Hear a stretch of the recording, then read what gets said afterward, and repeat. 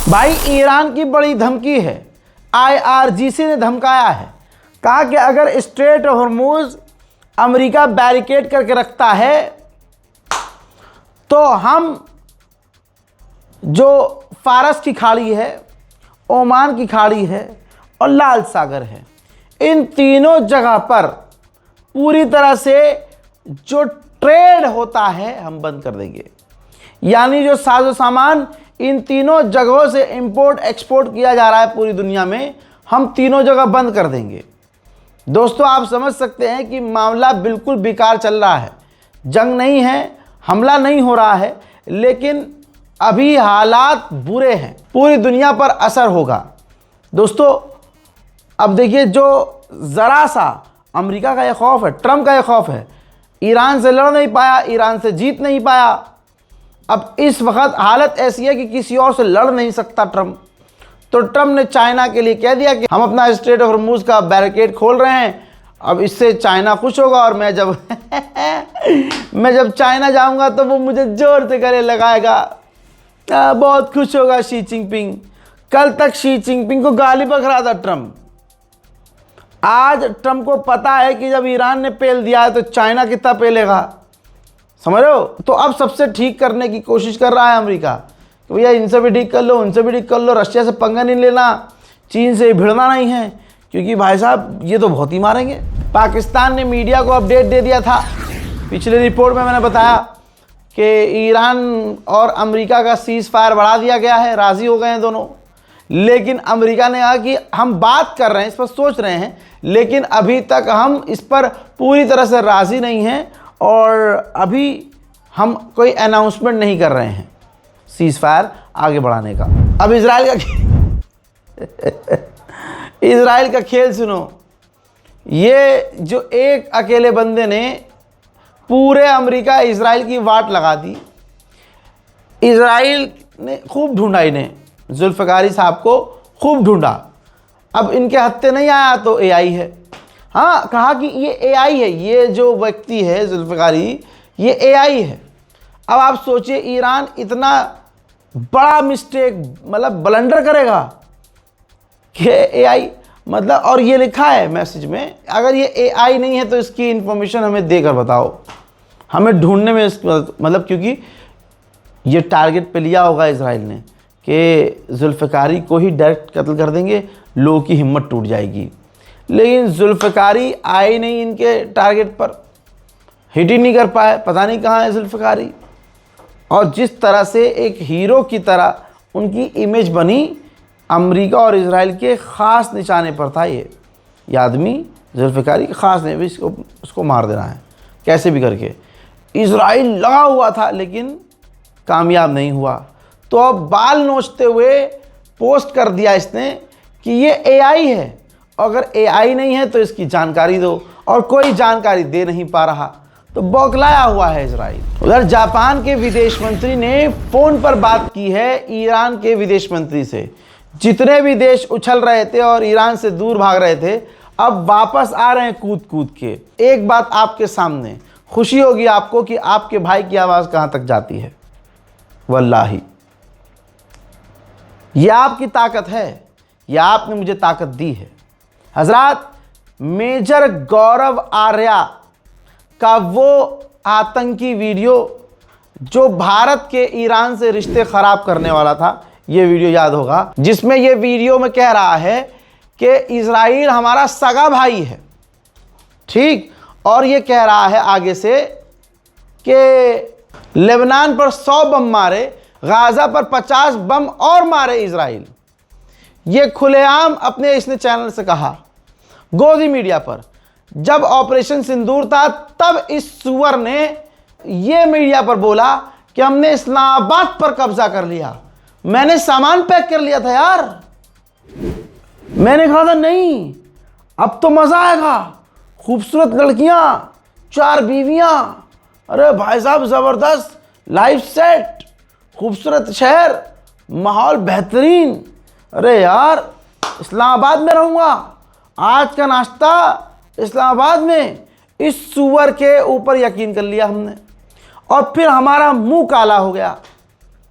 बेहतरीन लेवल पर काला हुआ हमारा मुंह, क्योंकि हमने इस सूअर की जात पर भरोसा किया। अब उस वक्त भी इसने पूरी दुनिया में हमारा सर झुकवाया, भारत का अपमान करवाया झूठ फेक न्यूज़ से।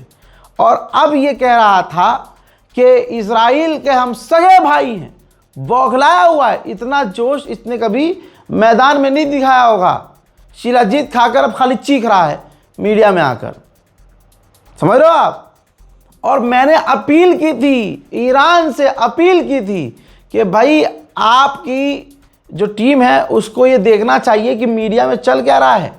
भारत में ख़ास जिसको आप तेल डीजल पेट्रोल देने की कोशिश कर रहे हो कि इनको दिक्कत ना हो, और भारत को आप अपने 5 अहम दोस्तों की लिस्ट में रख रहे हो, तो आप देखो ना कि एक समुदाय और एक जो बताइए मेजर रह चुका है, पता नहीं काहे का मेजर रह चुका है, वो नेशनल टेलीविज़न पर इजराइल को अपना सगा भाई बता रहा है। मुझे यकीन नहीं था कि ईरान तक यह आवाज़ पहुंच जाएगी मेरी। और ये देखिए हैदराबाद में जो ज़बरदस्त जो मीम खेल रही थी अब तक ईरान काउंसलेट हैदराबाद, उसने भाई साहब क्या जलील किया। और सोचिए इसके बाद भी अगर ये सुअर की झांट हमारे मुल्क के लिए ख़तरा पैदा करे तो क्या होगा। भाई ईरान काउंसलेट लिखा है कि गौरव आर्या ने कहा कि हम असली भाई हैं इजराइल के, और हम चाहते हैं कि इजराइल 100 बम लेबनान में और 50 बम गाजा में और गिराए।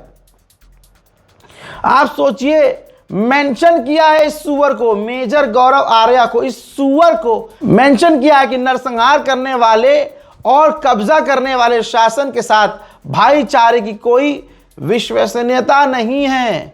यह गैस लाइटनिंग का एक क्लासिक गोलमोल तर्क है। इजराइल यानी आक्रमण करता है और लोगों को मारता है, ज़मीनों पर कब्जा करता है और आक्रमण करने को और कब्जा करने को सही समझता है। मेजर गौरव आर्या भाई, ये मैंने कल भी कहा था, हमारे रिलेशन के लिए सिर्फ खतरा पैदा करता है ये सुअर। अब आप सोचिए, ये मुल्क के लिए, भैया ये पत्रकार हैं उमाशंकर, बहुत सीनियर पत्रकार हैं। मेजर गौरव आर्या हमारे मूत का मेजर होगा, लेकिन ये पत्रकार जेन्युइन पत्रकार है। लिखते हैं कि भाई दोस्ती इजराइल और भारत की बहुत अच्छी है, स्ट्रांग है, इसमें कोई भी शक नहीं है। लेकिन ईरान के साथ भारत के रिश्ते काफ़ी गहरे हैं और बहुत पहले से हैं। और इस तरह से जो आज हमारे लिए चैलेंजिंग टाइम है मोदी के लिए और मोदी गवर्नमेंट के लिए, मोदी गवर्नमेंट ने काफ़ी मेंटेन किया है बैलेंस करके कि कोई नाराज़ ना हो। ऐसे में मोदी सरकार ने दोनों साइड के साथ रिश्ते अपने सही करने की कोशिश की है कि भाई मामला ख़राब ना हो। इजराइल से भी बात की है फ़ोन पर, ईरान के प्रेसिडेंट पेजेश्कियान से भी फ़ोन पर बात की है, यहाँ तक कि इंडिया के फॉरेन मिनिस्टर जयशंकर, उन्होंने 6-7 बार ईरान के फॉरेन मिनिस्टर अराक्ची से बात की है। और हमारे फॉरेन सेक्रेटरी विक्रम मिश्री जो हैं ईरान एम्बेसी पहुँचे थे खामनेई की शहादत पर दुख जताने के लिए। ऐसे में सोचिए, मेजर गौरव आर्या जो अपने प्रोफाइल में लिखता है कि honour to be followed by Shri Narendra Modi ji, PM of India, यानी इसको मोदी फॉलो करते हैं, तो इसने शुक्रिया मतलब प्राउड बताया आपने। मैं कितना प्राउड फील करता हूं कि हमारे मोदी मुझे सपोर्ट करते हैं, फॉलो करते हैं।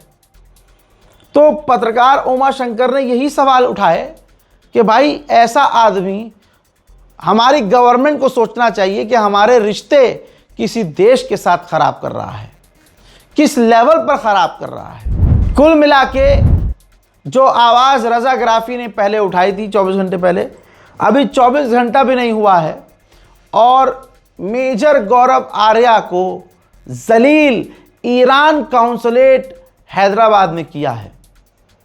और एक बार फिर से कहूँगा कि मेजर गौरव आर्या और ऐसे लोगों के बयानों को आप उठाइए, ट्विटर पे जाइए, ईरान के विदेश मंत्री, ईरान के राष्ट्रपति और ईरान की एम्बेसी जो इंडिया में है, मेंशन कीजिए, टैग कीजिए, उन तक पहुंचाइए कि ये क्या हो रहा है। तब इनका तेल पानी, इनका हलक दबा के बंद किया जाएगा। मोदी सरकार खुद इनको जब बजाएगी तो इनका सारा मेजर पना निकल जाएगा। ईरान अमेरिका से $270 बिलियन का मुआवजा मांग रहा है और अमेरिका आनाकानी कर रहा है। उधर ईरान के अंदर 47 दिनों से इंटरनेट बंद है।